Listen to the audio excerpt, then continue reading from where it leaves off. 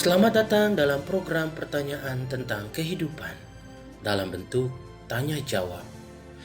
Dan pertanyaan ini terdiri dari pertanyaan umum di mana layaknya para pendengar seperti Anda akan menanyakan pertanyaan yang mungkin mempunyai subjek penting yang berbeda, termasuk pertanyaan tentang Allah, Yesus, surga, dan doa. Tidak ada larangan dalam bertanya. Beberapa pertanyaan yang diajukan bersifat antagonis atau bahkan berlawanan. Tetapi saya dan tamu saya sangat menghormati sudut pandang yang berbeda saat kami membawakan program ini.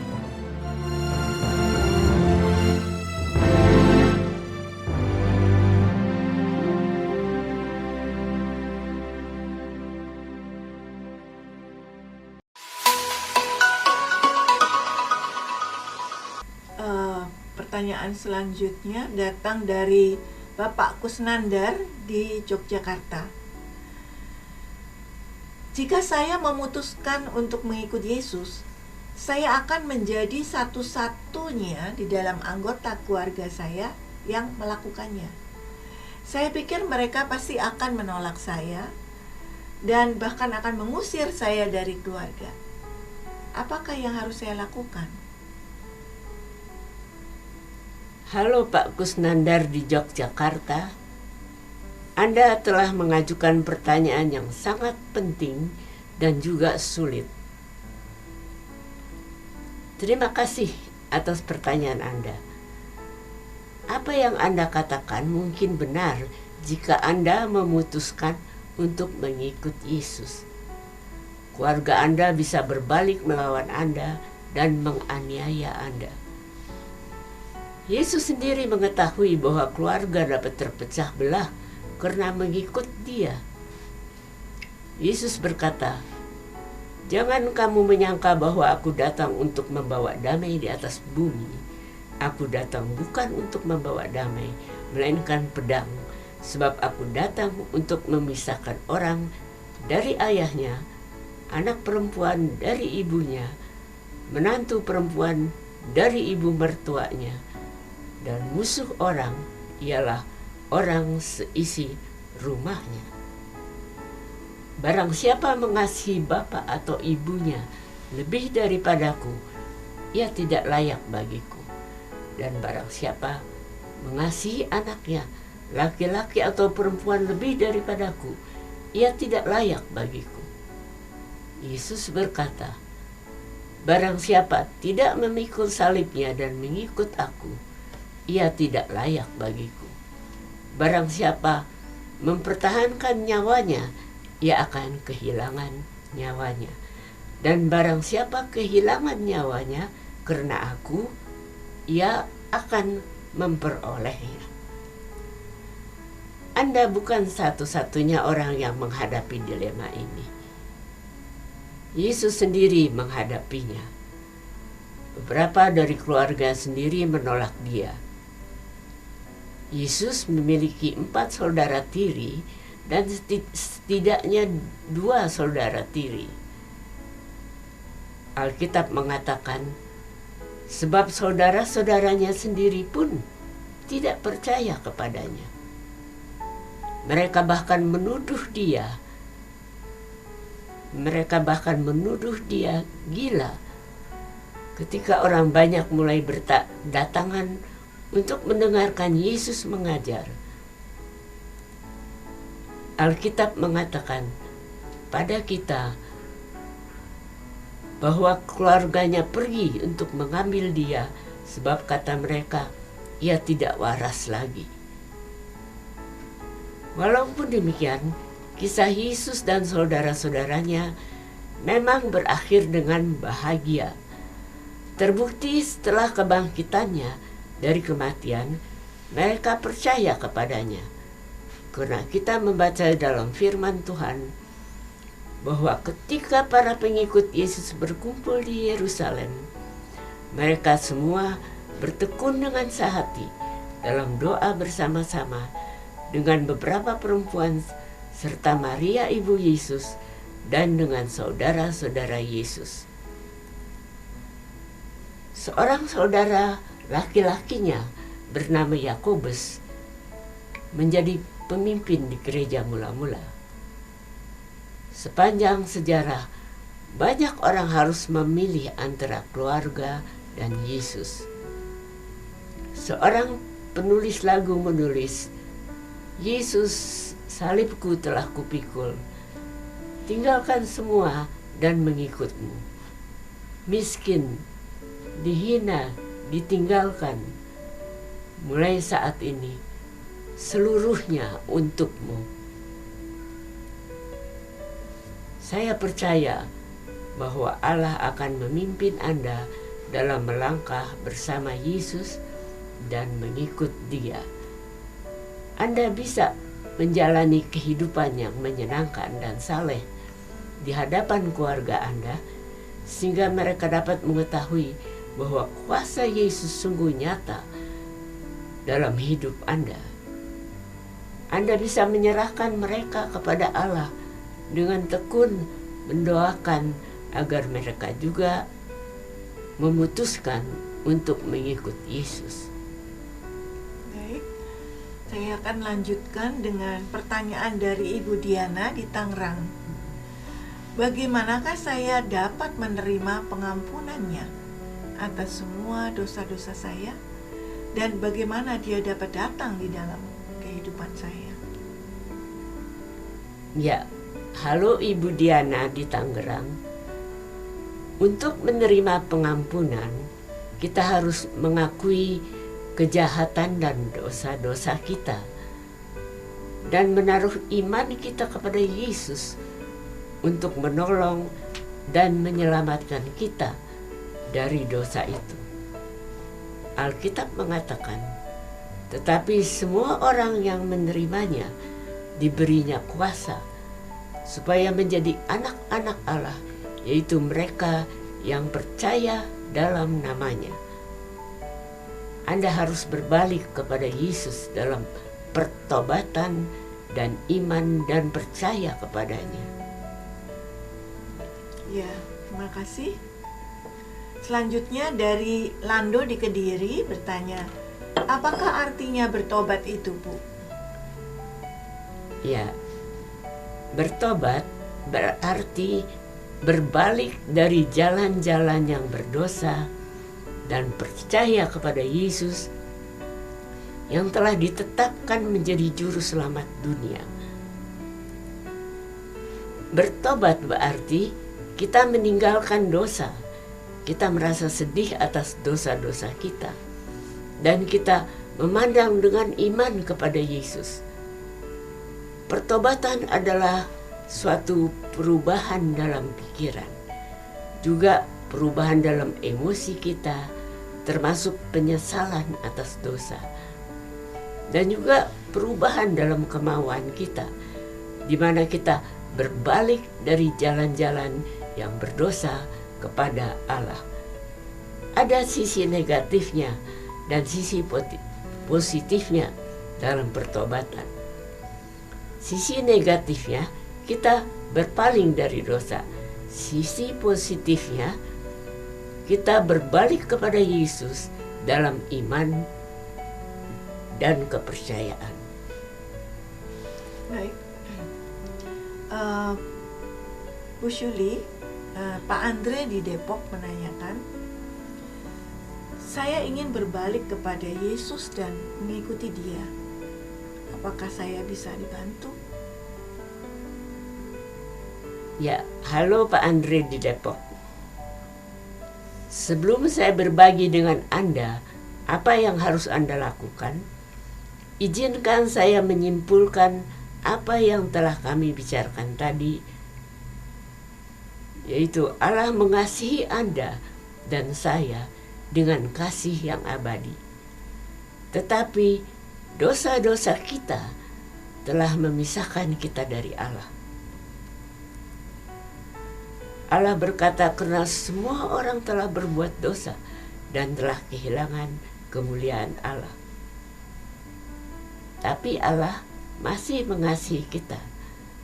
Allah yang benar dan suci telah membuka jalan agar dosa kita diampuni. Jalan itu adalah melalui Yesus Kristus.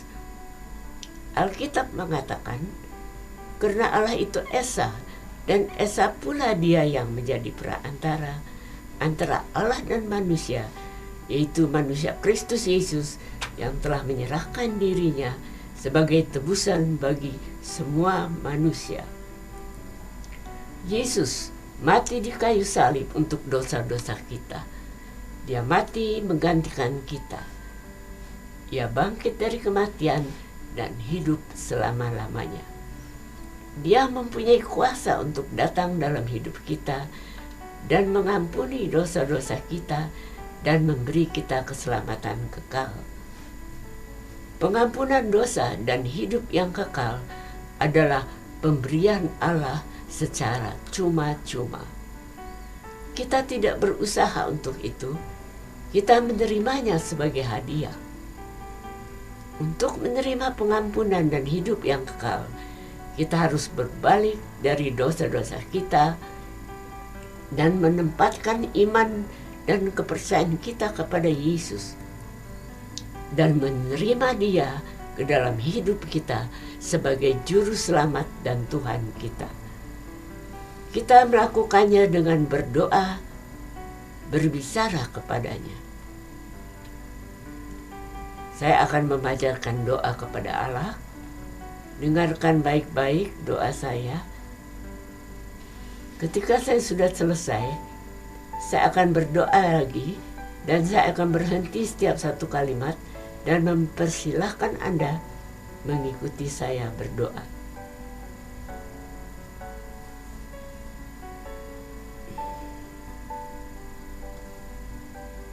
Ya Allah, sekarang saya berbalik dari dosa-dosa saya.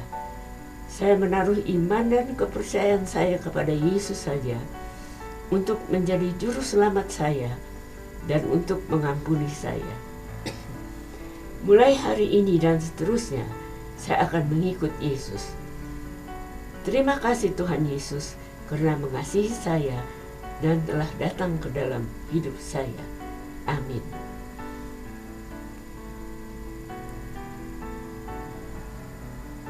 Sekarang, mari ikutlah berdoa dengan saya setiap kali satu kalimat. Jadikanlah itu doa Anda kepada Allah. Berdoalah dengan bersuara dan dengan sepenuh hati.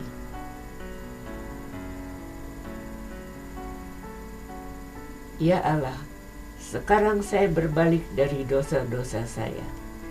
Ya Allah, saya sekarang berbalik dari dosa-dosa saya.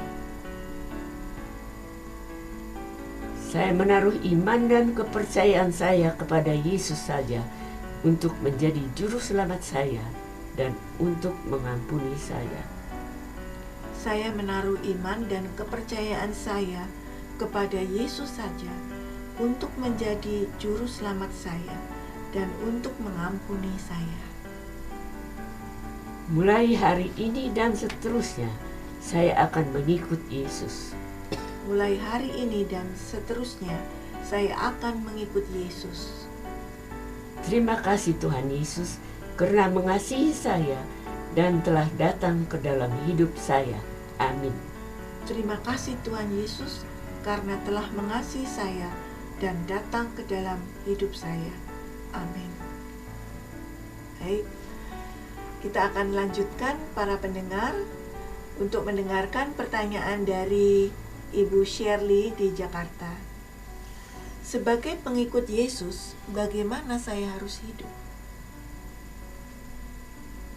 Terima kasih Ibu Shirley telah mengajukan pertanyaan yang bagus. Ketika kita percaya kepada Yesus sebagai juru selamat kita dan menyerahkan hidup kita untuk mengikut Dia, kita menerima pengampunan atas dosa-dosa kita dan menerima hidup kekal. Roh Kudus-Nya datang untuk tinggal di dalam kita dan menolong kita setiap hari. Allah ingin kita bertumbuh sebagai pengikut Yesus.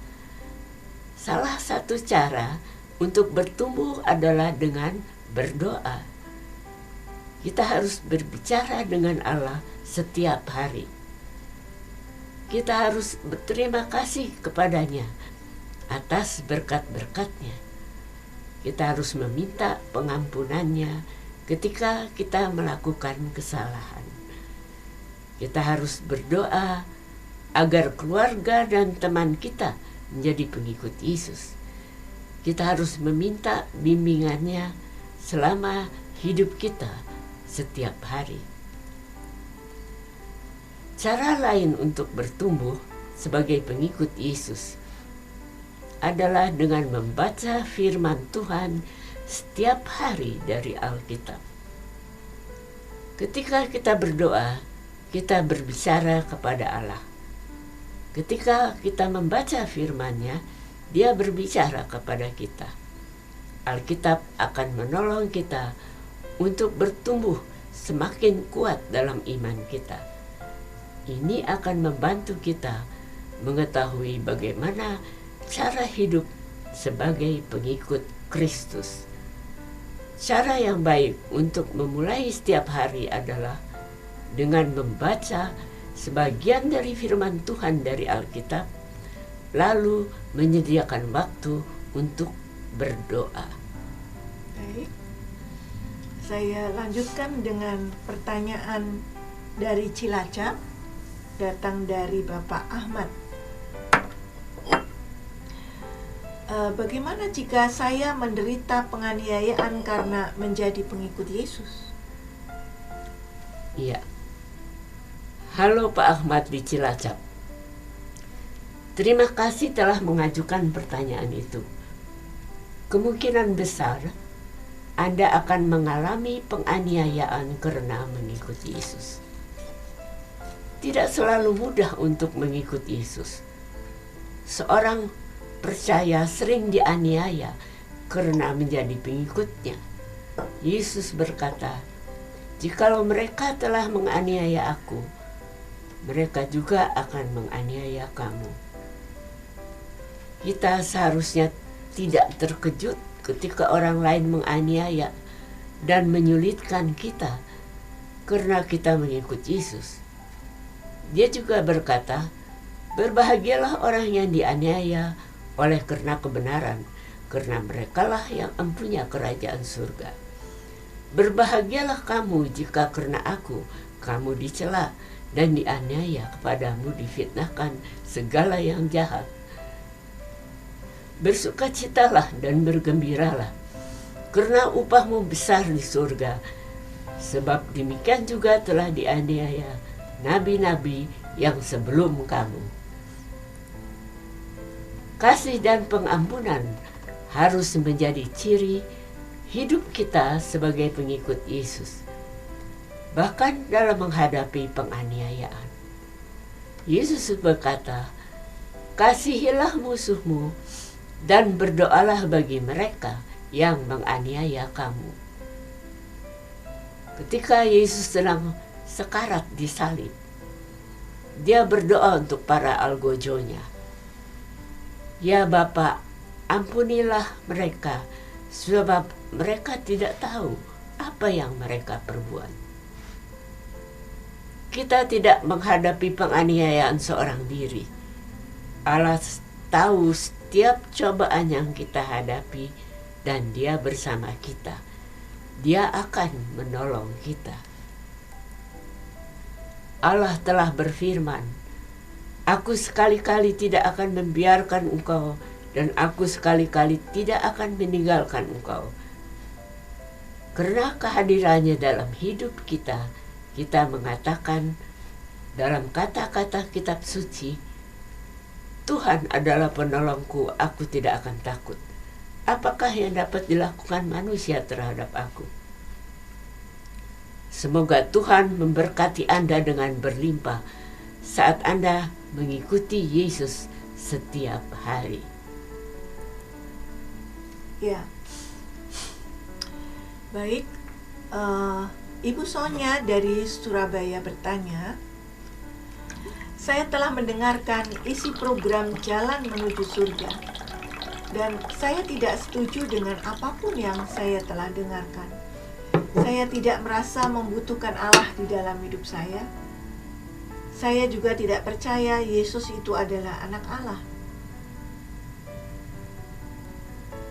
Saya merasa juga tidak membutuhkan pengampunan di dalam hal apapun. Saya akan menjalani kehidupan saya seperti yang saya inginkan. Saya merasa baik-baik saja tanpa Allah. Saya tidak tertarik dengan segala sesuatu yang ditawarkan. Saya merasa baik-baik saja tanpa Allah dan tidak tertarik tentang surga. Sonya di Surabaya, terima kasih atas keterbukaan Anda dalam berbagi dengan saya. Allah pasti memberi kita kebebasan untuk membuat pilihan kita sendiri. Kita bukanlah sebagai boneka dengan kawat-kawat yang dikendalikan olehnya. Dia menghormati kebebasan dan martabat dari setiap orang. Demikian juga saya. Tetapi saya akan memberitahukan kepada Anda bahwa Allah akan terus mengasihi Anda setiap hari dalam hidup Anda.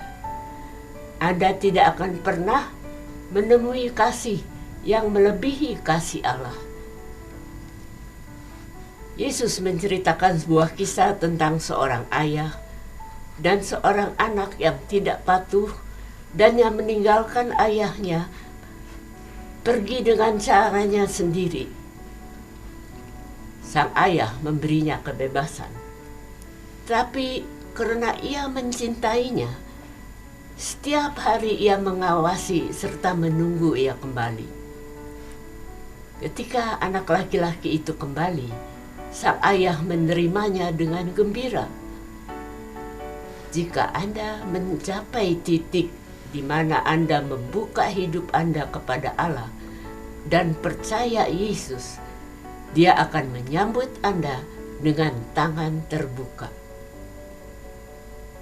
Saya harus terbuka dengan Anda karena Anda sangat terbuka dengan saya. Akibat hidup tanpa Allah sangat mengerikan, tidak dapat dilukiskan. Alkitab berkata, dan sama seperti manusia ditetapkan untuk mati hanya satu kali saja, dan sesudah itu dihakimi. Anda akan mati suatu hari nanti, dan Anda akan berdiri di hadapan Allah. Tetapi akan terlambat untuk lari dari hukuman dosa Anda dan untuk percaya Yesus. Anda akan mendengar Allah berkata, "Enyahlah dari hadapanku, hai kamu orang-orang yang terkutuk. Enyahlah ke dalam api yang kekal, yang tersedia untuk iblis dan malaikat-malaikatnya." Anda akan dipisahkan dari Allah selama-lamanya di tempat yang disebut neraka. Saya ingin menganjurkan Anda untuk meluangkan waktu memikirkan tentang hidup Anda sesudah kematian. Marilah dengarkan terus program-program ini yang diproduksi oleh Christ to the World. Terima kasih sekali lagi untuk kita dapat saling berbagi. Saya percaya Anda akan kembali kepada Allah yang mengasihi Anda dan telah memberkati Anda dengan berbagai-bagai cara. Saudara pendengar, sekarang kami sudah sampai pada akhir daripada program ini. Kami mengucapkan terima kasih kepada Anda semua yang telah mendengarkan. Saya menganjurkan agar Anda sering kali untuk mengikuti program ini dan mendengarkan program-program dari Christ to the World yang bekerja sama dengan Tirta Media. Sampai jumpa di program berikutnya. Sampai jumpa.